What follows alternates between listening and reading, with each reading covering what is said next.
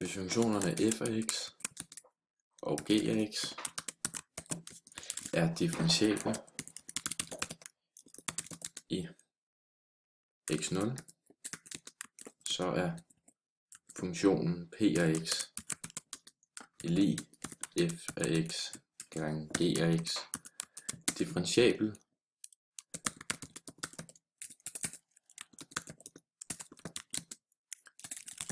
i punktet x0 med differentialkvotienten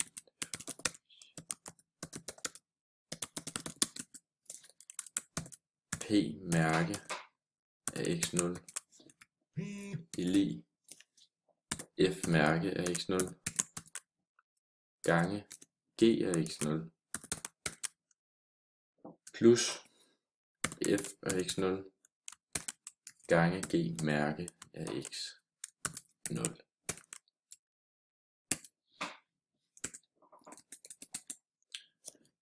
Og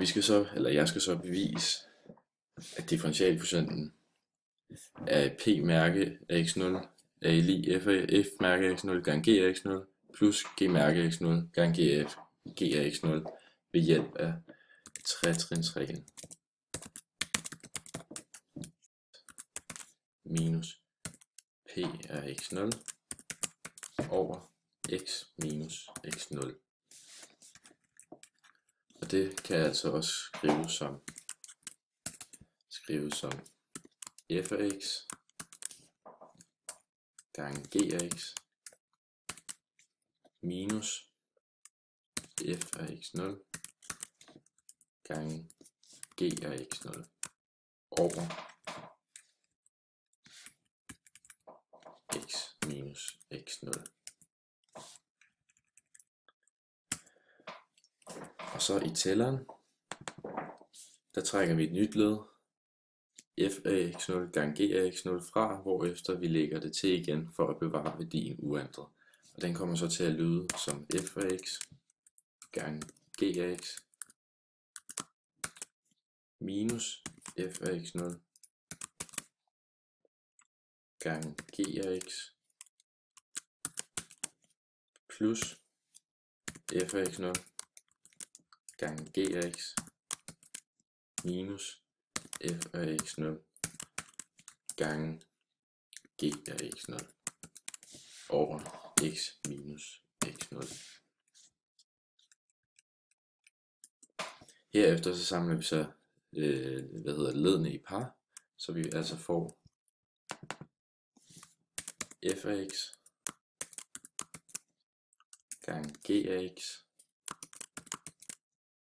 minus f af x0 gange g af x og plus f af x0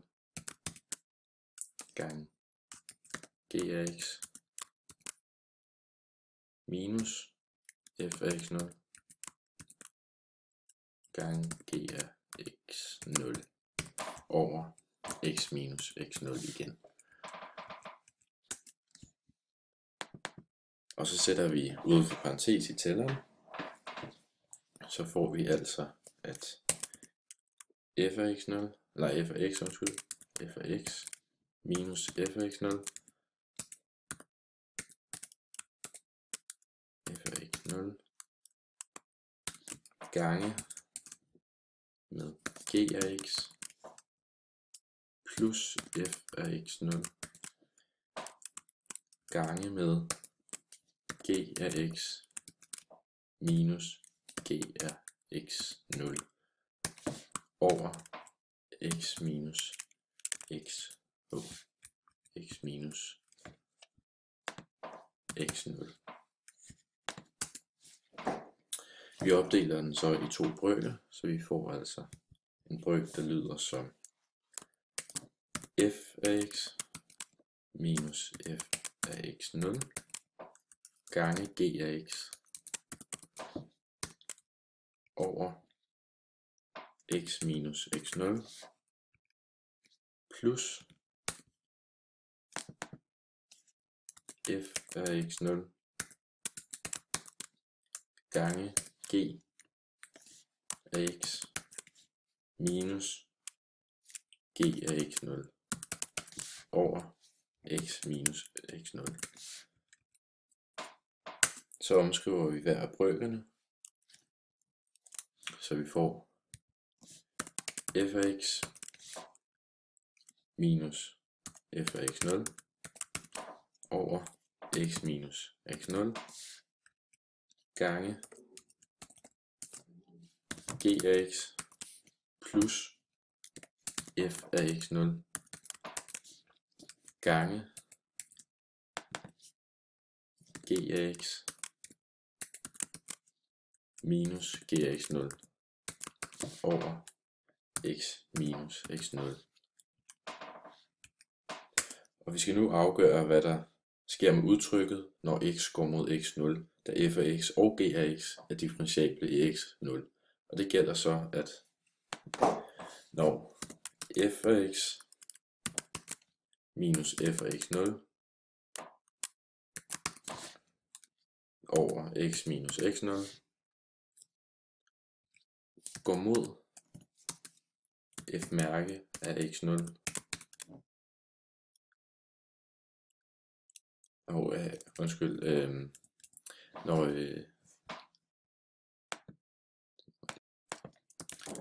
jeg skal nu afgøre, hvad der sker med udtrykket, når x går mod x0, da f af x er differentiable i x0, så gælder det, at f af x minus f af x0 over x minus x0 går mod f mærke af x0, når x går mod x0. Og det samme gælder for g af x, når g af x minus g af x0 over x minus x0, så går det mod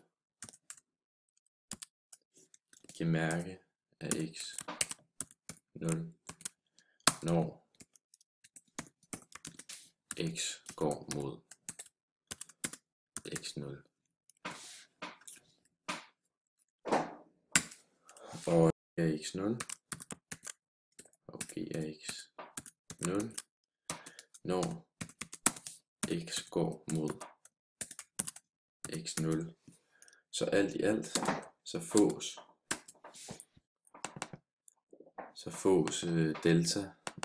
delta p over delta x, altså til at være lig med f af x minus f af x0 over x minus x0 gange g af x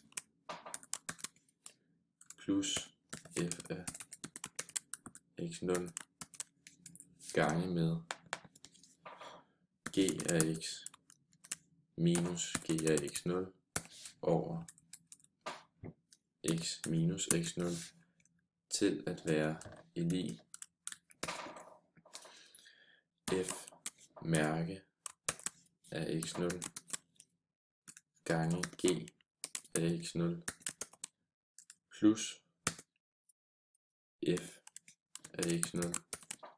gange g mærke af x0, når x går mod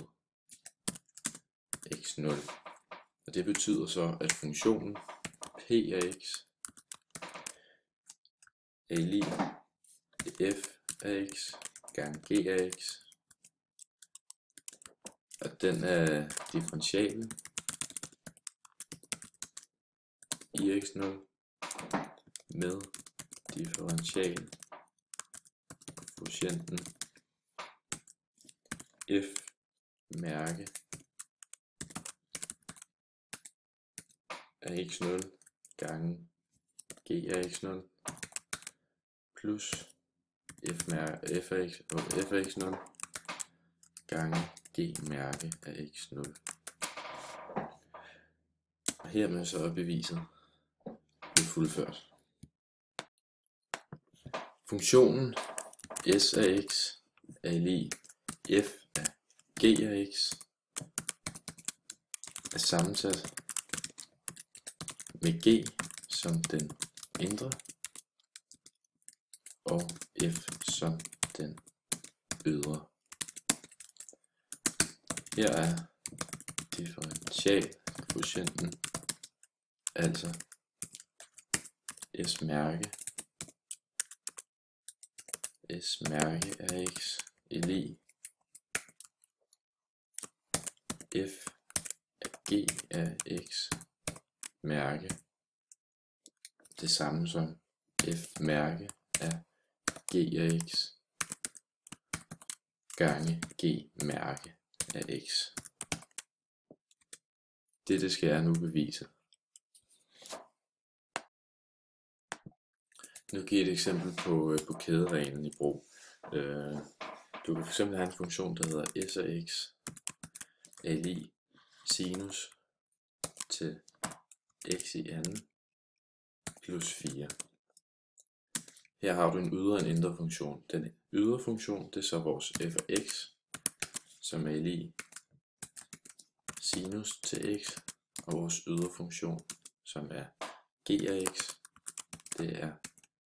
x i anden plus 4. Så differentierer vi s mærke, eller s af x, så det bliver s mærke af x, så er det lige, og det ved vi så for vores sætning, at s mærke af x, det er altså så lig f mærke af g af x gange g mærke af x. Og det er altså så